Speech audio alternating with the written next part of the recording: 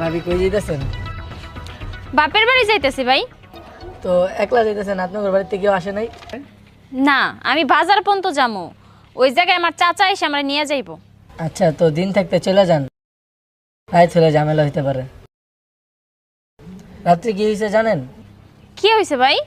কালকে রাইতে সালামের ঘরে একটা মাইয়া উঠছে, তার নাকি 3 মাসের প্রেগনেন্ট। এলাকার চাচারা মিল্লা পরে বিয়া পড়াই দিছে।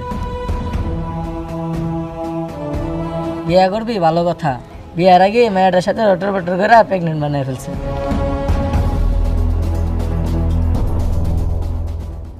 আচ্ছা ভাবি, তাহলে আপনি তাড়াতাড়ি যান, আমি চলে গেলাম।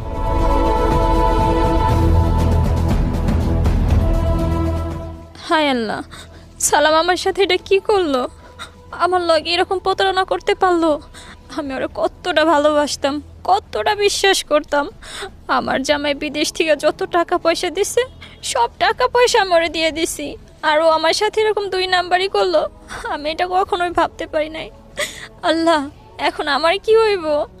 আমি তো আমার স্বামীর সংসারও ফিরা যেতে পারুম না, আমার বাপের ঘরও ফিরা যেতে পারুম না। এই মুখ আমি কেমনে দেখামো? এই শাস্তি তোমার পাইতেই হইব। আমি আমার সহজ সরল জামাইটারে কিভাবে না ঠকাইছি, কতই না মিথ্যা কথা কইছি। আল্লাহ, তুমি আমার সাথে এটা কেন করলা? আল্লাহ না, আমি আমার স্বামীর কাছে আর শাশুড়ির কাছে যে মাপ চামু, নয় আল্লাহ আমার কোনো দিনও মাপ করব না। আমি আমার ভুল বুঝতে পারছি।